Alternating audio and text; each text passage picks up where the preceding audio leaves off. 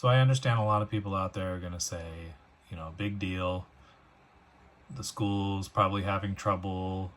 I know I've seen, some indications that maybe some kids aren't being supported in the way they need to by their parents, or maybe lack of parents, foster parents. There's all kinds of situations going on.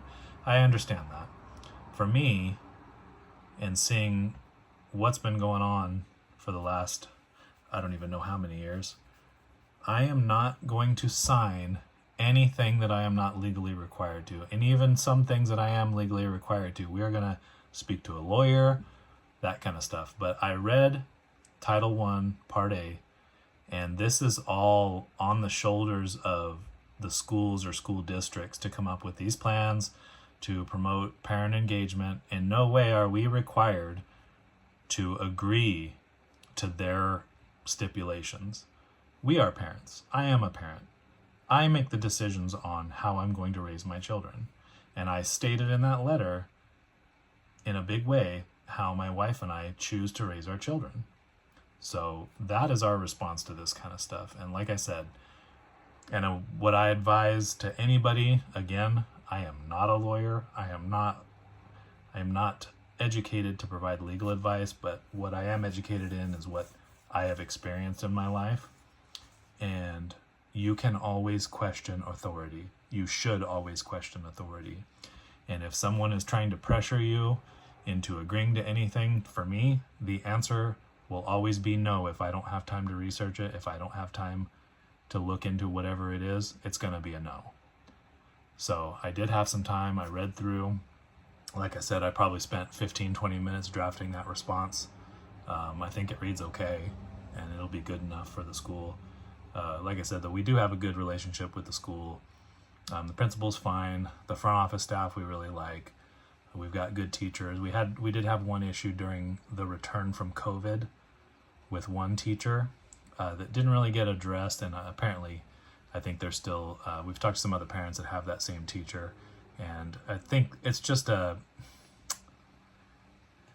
in my opinion, that teacher just kind of has a problem with kids questioning and just wants blind compliance with whatever she says, and she's kind of an authoritarian. She just wants people to do what she says.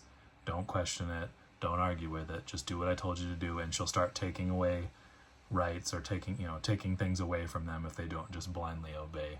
So you're gonna have that from time to time, but for the most part, 99%, we are super happy with what's happening at the school. So that's it. I hope you enjoyed the video. Like and subscribe or whatever for more of whatever my content, whatever this content is. The Unmotivated Dad here. We got an email or a notice from one of our children's school, and I believe this is the first time we've had this. Title I, Part A, School Parent Compact. I have blacked out any identifying information of the school for everyone's benefit, of course. So this is a compact, which the definition of a compact, this is a legal agreement between two parties.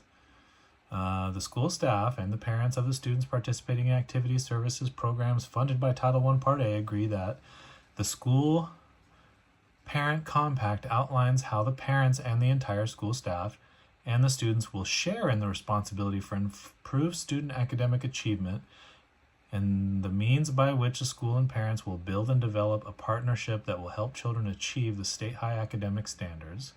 Every Student Succeeds Act. I don't know how you feel about that. I know how I feel about certain parts of it. We understand the importance of the school experience to every student and our role as educators and models. Therefore, we agree to carry out the following responsibilities to the best of our ability. This is what the school is agreeing to in this contract they're trying to get us to sign, as well as our child. They're trying to get our child to sign this.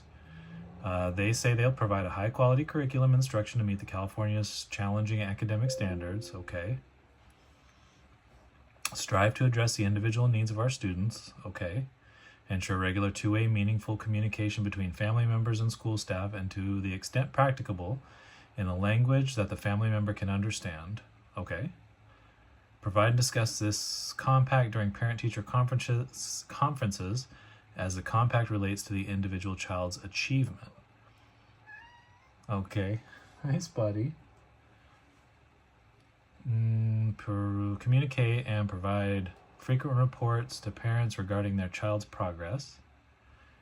Okay. Provide a safe, positive, and healthy learning environment for all students. That's good. Correct and return appropriate work in a timely manner. Okay. Communicate homework in class, work expectations. Alrighty.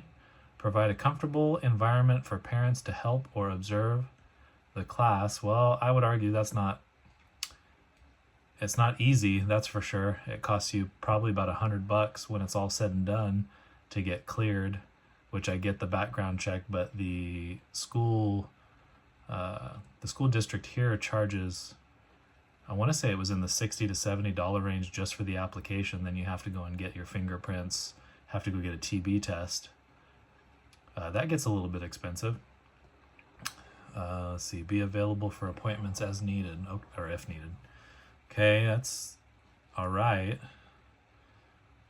And then we get down to the parents. And I've gone ahead and crossed this out because I'm not going to enter into any agreement that I'm not legally required to. And I'll show you my response to this. I'm not even going to read any of this stuff because it doesn't matter, because I'm not going to agree to it. Things like make sure my child gets adequate sleep. Well, okay, I get that's an issue for some kids. And then they want my child to agree to this contract. So we're going to have a discussion with our kids about agreeing to contracts. So again, I'm not going to read this. I'll go ahead and show you my response. And this is just talking out of my butt. I'm not a lawyer. I'm not in any way giving any kind of legal advice because I'm not qualified to do that. To whom it may concern, unfortunately, and in no way a reflection of our admiration and respect of the school or any of the staff, which we have a lot of respect for a majority of the staff at this school. We're really happy with this school. We will have to reject your offer to enter into a compact with the school and or school district. We do not take these things lightly, as they commonly have legal implications reaching farther than we can imagine in a casual reading of the document. And as a compact is a legally binding agreement between two or more parties, we will not be able to take on the potential liability involved. We appreciate that the school is attempting to comply with the Title I, Part A requirement, and we accept your assertion that you will comply with your legally obligated requirements. Yeah, okay. What we will state, let's scroll this up a little bit. What we will state, and this is in no way an admission of compliance with your compact or legally binding. Good thing I'm reading this over again, huh? Legally binding statement is that as parents, we commit to our children and our children alone to fostering a nurturing and supportive environment where they feel loved, valued, and empowered to explore their potential. We will prioritize open communication, actively listen to their needs, and guide them with patience and understanding, instilling strong moral values, a love of learning, a healthy hesitance to follow the crowd, and the resilience to face life's challenges with confidence and empathy. We will teach them to help others, or at the very least, do no harm. They will be taught that respectfully questioning authority is their duty as citizens. Above all, we will love them as they deserve to be loved, which is an immeasurable amount that we can only hope to achieve. Our children, this will be in place of our children's statement. Our children are committed to their education and to being good humans. They will be held to the standards we have set and will abide by our authority as their parents. Thank you for your letter, and we hope to continue the positive relationship we have had with you for many years. Respectfully. Oh, I'll have to cut that out, won't I?